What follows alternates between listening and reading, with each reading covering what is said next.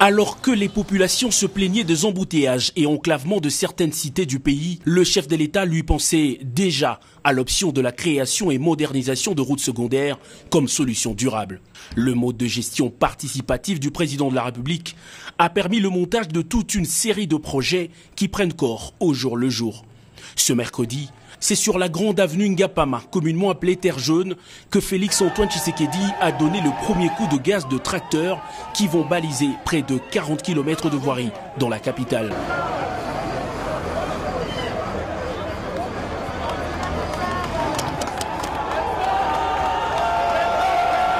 Terre Jaune, BAT ou encore entrée quartier 1, au total 6 axes du district de la Tchangou sont concernés par le projet Tchilé-Gelou, outre celles qui toucheront les 3 districts restants de la capitale.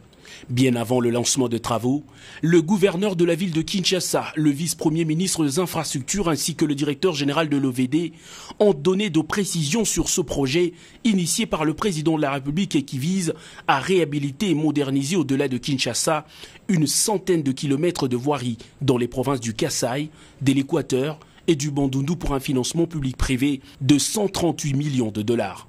Les habitants de ce coin de la ville, qui se sentent souvent oubliés, ont exalté de joie, remerciant vivement le chef de l'État.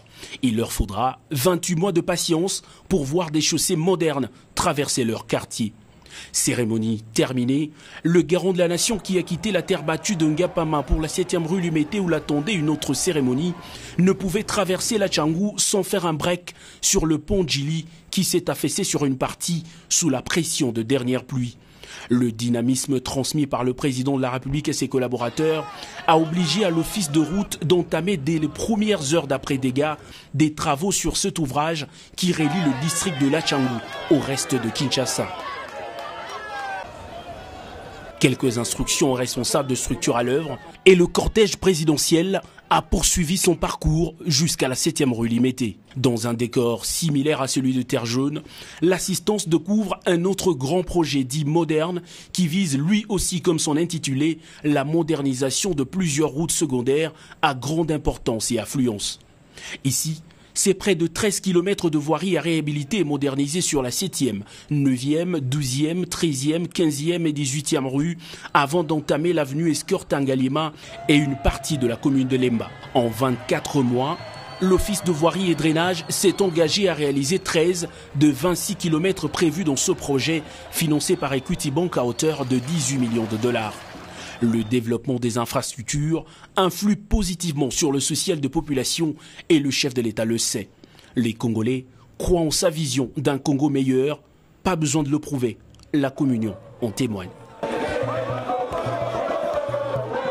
Vous informez de l'essentiel de l'actualité en République démocratique du Congo en temps réel. Il vous suffit de vous abonner sur notre chaîne YouTube Entrepreneuriat TV grâce à votre magazine d'information générale Top 243 News pour recevoir toutes les notifications de cette nouvelle édition des informations du jour. Au nom de toute la rédaction, nous vous remercions.